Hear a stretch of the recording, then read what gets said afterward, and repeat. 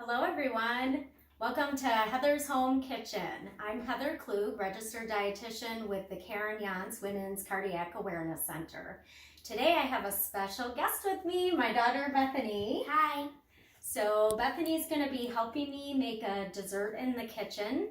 Do you like helping in the kitchen, Bethany? Yes. Yeah, it's great to get kids helping out in the kitchen. It gets them to try different kind of foods.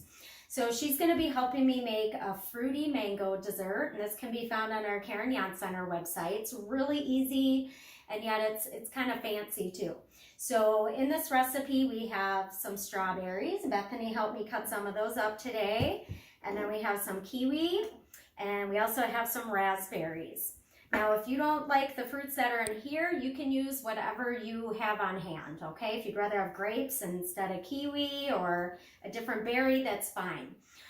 The part that makes this a little more fancy is the mango sauce, and it's really easy to make. You just put a couple tablespoons of orange juice in the blender, and then you cut up a mango. Don't worry about cutting it up perfectly, okay? It's gonna all get blended up anyway. And then just put about a cup of mango chunks in the blender and blend them together, and it makes like a nice thick sauce. If you don't have mango on hand or don't like mango, you could also use peaches. All right, so with this recipe, it's pretty easy, kind of like a parfait. I'm just gonna have Bethany scoop some of the fruit in here. So Bethany, why don't you go ahead and put in some strawberries. Put a little bit more in each cup, okay? A little bit more. There you go. Yeah, keep going. I should have given her a bigger spoon, I think. There we go. Maybe a few more in that one, okay? While you're doing that, I'm gonna sprinkle a few raspberries in each of them. Why don't you put some kiwi in there, Bethany? Okay. Okay.